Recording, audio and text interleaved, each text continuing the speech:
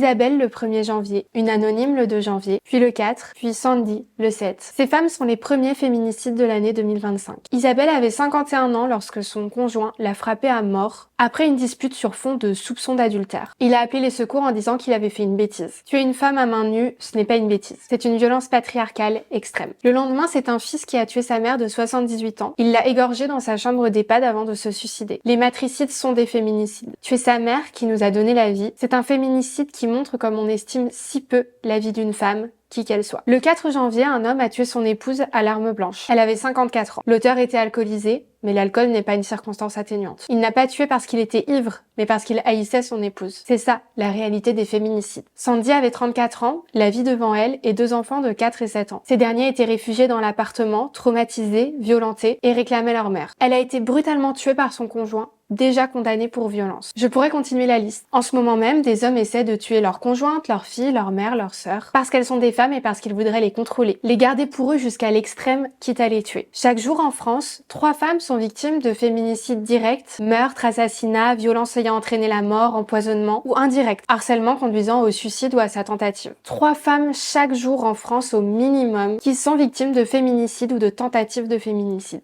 3 femmes chaque jour que le système a abandonnées parce qu'il préfère fermer les yeux sur ces violences et sur les raisons qui poussent les hommes à les commettre. Ces raisons ne sont ni l'alcool, ni la folie, ni la jalousie, encore moins la passion ou l'amour. Ce n'est que le patriarcat, la haine des femmes et surtout de leur liberté. Continuons à parler d'elles et à lutter pour celles qui sont encore là.